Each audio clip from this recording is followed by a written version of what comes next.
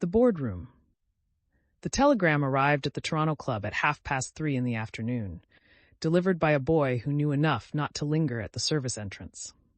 The porter carried it on a silver tray through corridors paneled in dark mahogany, past leather chairs where men in tailored suits discussed railways and timber rights over brandy, to a private room on the second floor where 4 men had been meeting since noon. Richard Ashford took the telegram from the tray without looking at the porter. He was 62, silver-haired, with the kind of face that inspired confidence in boardrooms and terror in subordinates who failed him. His suit was Savile Row, his watch chain solid gold. He'd made his first fortune in railway speculation during the 1850s and his second in mining claims across the Northern Territories. The Consortium had been his idea, a way to acquire valuable mineral deposits without the mess of actual prospecting or the waste of purchasing claims at fair market value. He read the telegram twice, his expression unchanging. Then he set it on the table between the crystal water glasses and the remains of their lunch. "Hartwell has been arrested," he said. The other 3 men looked up sharply. George Pemberton reached for the telegram first. He was younger than Ashford by a decade, lean and nervous, with quick hands that were never quite still. He'd inherited a shipping fortune and quadrupled it through careful investments and a willingness to bend laws that more scrupulous men found inflexible. Arrested? On what charges? Conspiracy to commit murder, attempted murder, fraud. Ashford's voice was flat. The mounted police have him in custody in Medicine Hat, along with 6 of his men. Christ. Pemberton set down the telegram as if it had burned him. How much does he know? Everything that matters. This from Thomas Whitfield, who sat with his back to the window overlooking York Street. He was the quietest of the 4, a banker whose legitimate business provided perfect cover for moving the Consortium's money through accounts that couldn't be traced. He handled all our Western operations, every claim we've acquired, every family we've dealt with. "He doesn't know our names," the 4th man said. Jonathan Carver was 45, with the smooth confidence of a man who'd never faced real consequences for anything he'd done. His family controlled 3 newspapers and a telegraph company. Information flowed through channels he owned, which made him useful and dangerous in equal measure. We made certain of that from the beginning. He worked through intermediaries. "Edmund Whitmore knew our names," Pemberton said. "If Hartwell has him, Whitmore is dead." Ashford's tone suggested he was discussing the weather. "The telegram mentions him specifically, shot while attempting to escape custody." Pemberton's relief was visible. "Then we're protected. Without Whitmore, there's no connection between Hartwell and us." "There's always a connection," Whitfield said quietly. "Money leaves traces, telegraph messages, bank transfers. If someone looks hard enough, then we ensure no one looks." Ashford stood, walking to the window. Below, carriages moved along York Street.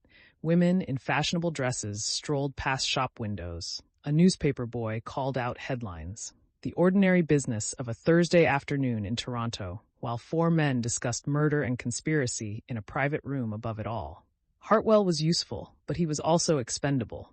We knew the risks when we sent him west. The Pinkerton detective. Carver had picked up the telegram, reading between the lines.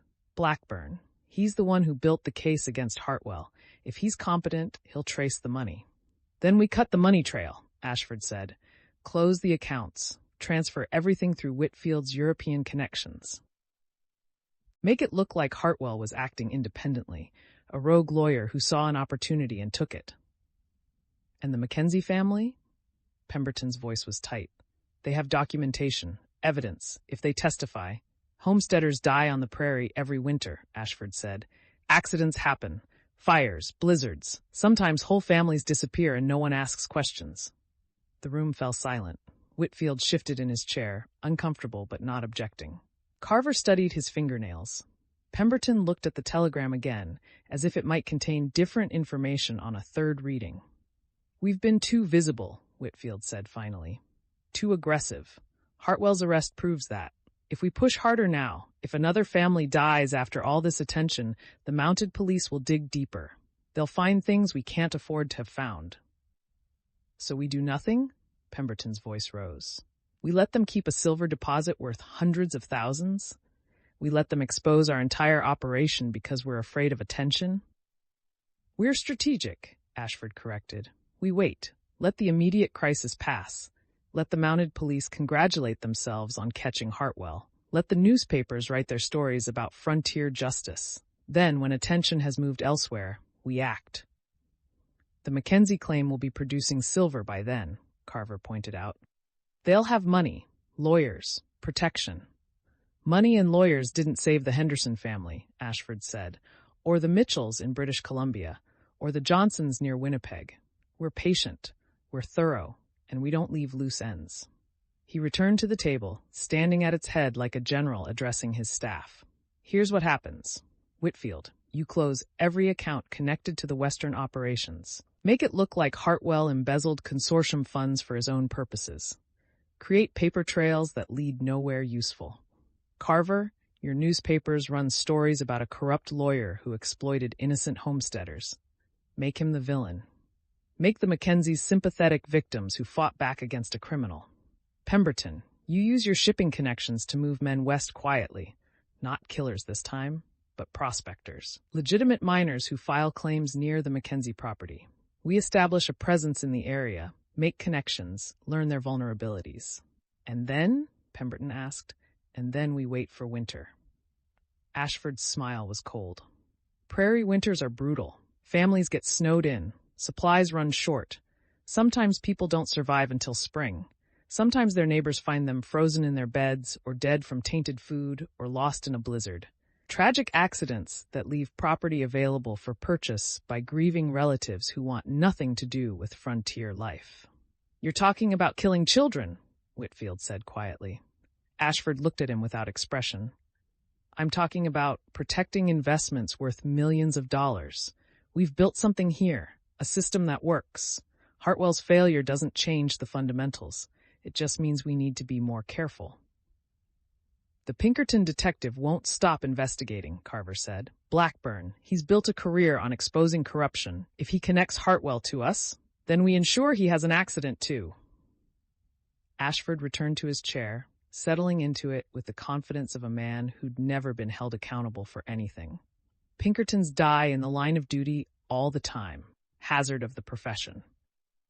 Pemberton leaned forward.